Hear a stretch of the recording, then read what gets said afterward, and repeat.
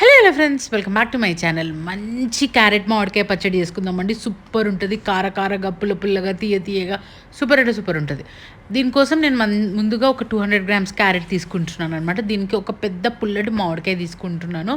మంచిగా చెక్కు అదంతా ఏం తీయకుండా అట్లనే డైరెక్ట్ మామిడికాయ అండ్ పెద్ద ఎల్లుల్లిపాయ అనమాట.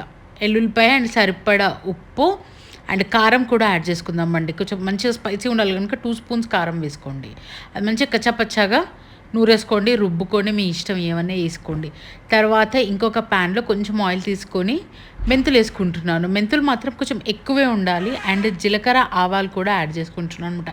మెంతులు మాత్రం కొంచెం ఎక్కువ వేసుకుంటేనే ఆ టేస్ట్.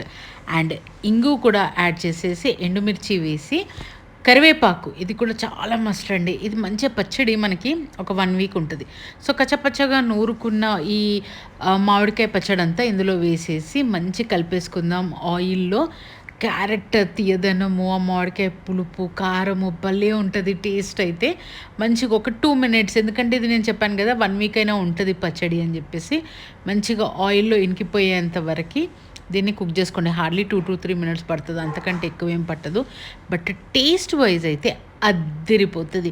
మనకి దేంట్లోకైనా లైక్ దోశకైనా వైట్ రైస్లోకైనా అద్దిరిపోతుంది. ట్రై చేయండి, ఎలా ఉందో కమెంట్ సెక్షన్లో